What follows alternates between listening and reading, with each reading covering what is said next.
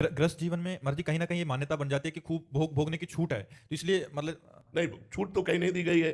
छूट तो कहीं नहीं दी गई। अगर धर्म के अनुसार देखो तो पहला आश्रम गृहस्थ धर्म के या विरक्त धर्म के आश्रम के पहला आश्रम है ब्रह्मचर्य। चाहे वो विरक्त जाना हो या गृहस्थ जाना हो, दोनों के लिए पहला आश्रम ब्रह्मचर्य है। कम से कम 20 वर्ष की अवस्था तक ब्रह्मचारी। इसके बाद यदि आपकी निवृत्ति परक वृत्ति है तो निवृत्ति मार्ग, प्रवृत्ति परक है तो गृहस्थ। अब 20-25 तक ब्रह्मचर्य रहे, इसके बाद एक पत्नी व्रत। अपनी पत्नी में भी वो भी धर्म के अनुसार, जो शास्त्र की आज्ञा है मासिक धर्म के, एक सप्ताह बाद संतानोत्पत्ति की भावना से महीने में एक बार ऐसा।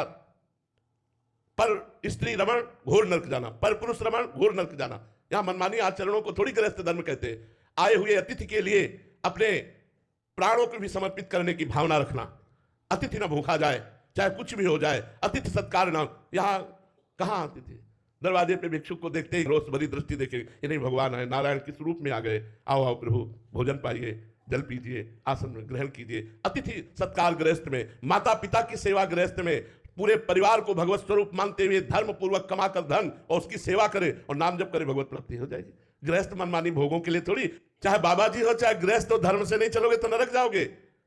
हरे शिष्य धर्म शोक न हरे सो गुरु घोर नरक मा परे। ये ऐसे थोड़ी है, सिद्धांत है। चाहे विरक्त हो चाहे गृहस्थ, अगर धर्म पूर्वक चलता है तो भगवत प्राप्ति होती है, अगर धर्म पूर्वक नहीं चलता है तो उसकी दुर्गति होती है। कपड़ा नरक से नहीं बचा सकता, चाहे जैसे पहनो। धर्म से चलोगे तो बात बनेगी। दोनों मार्ग तपस्या के हैं हमारे। दोनों मार्ग सत्मार्ग है, भगवान के द्वारा दोनों मार्ग स्थापित किए गए, गृहस्थ और विरक्त। दोनों धर्म से चलेंगे अपने अपने धर्म से तो कल्याण हो जाएगा, दोनों का परम कल्याण हो जाएगा।